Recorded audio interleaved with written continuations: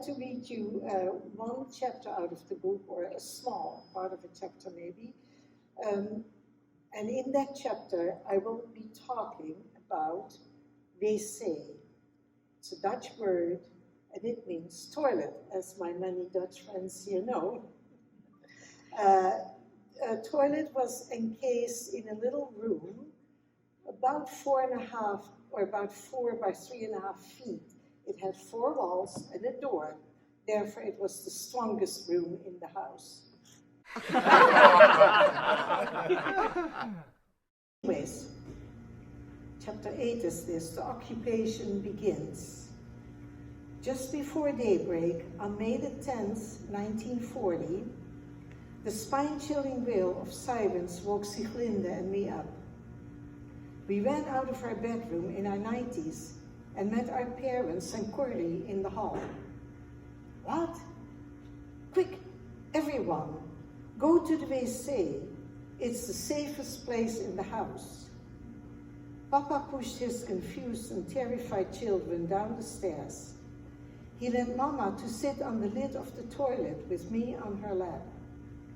Corrie and Sieglinde crowded along the walls on either side of the toilet. After he closed the door, Papa stood on top of the toilet behind Mama, bending his head so it wouldn't hit the water tank. Papa, I began. Why? What? Those sirens mean we're about to be bombed. From now on, every time you hear them, run to the wc. How long do we have to stay here? I don't like being in here like this. Sieglinde's eyes were huge in her pale face. She hid her face as we heard the whistle of the first bomb. Another siren will sound the all clear. We cannot leave until we hear it. Oh, it's very stuffy in here. Could I crack the door, please? Corrie's hand was on the door handle. Yeah, but only by a sliver. My mouth felt like cotton as I listened to the repeated whistles and crashes of bombs being dropped. As we cowered in the bathroom, Germany bombed our entire coastline in a tactic called Blitzkrieg. When the bombing finally stopped and we heard the sustained sound of the all clear, we tumbled out of the wc and made our way to the living room. Oh, Cor, look, the entire row of houses right behind the sand dunes have been flattened. Those poor people. Mama had tears in her eyes. Putting his arm around her shoulders, Papa said, they'll need our help. Let's do what we can, Guusje. It's all we can do now. Do we have any spare blankets? Left standing by the window, my sisters and I watched the smoke, visible against the still burning homes, curling up from the devastation. Corrie muttered, I doubt hiding in the wc helped any of those families. Papa streamed out of the bombed houses. People streamed out of the bombed houses. But that was not what drew my horrified attention. There, in the shadows, was the soldier I'd named Der Stiefel, after his shiny black boots. He was standing with his legs apart and his arms folded. Had he followed us from Germany? His thin lips twisted into a foul smirk as he watched overwhelmed survivors standing motionless in the street. Some, after coming to themselves with a start, hurried away from their crumbling homes. As they turned back to watch from a distance, while their possessions went up in flames, their Stiefel drew closer. Several people sat down right in the street and wailed, and his ice blue eyes lit up in malicious pleasure, like he was enjoying the tastiest of meals. Corrie, what are those people doing? Why don't they get up? Why don't they run from their Stiefel?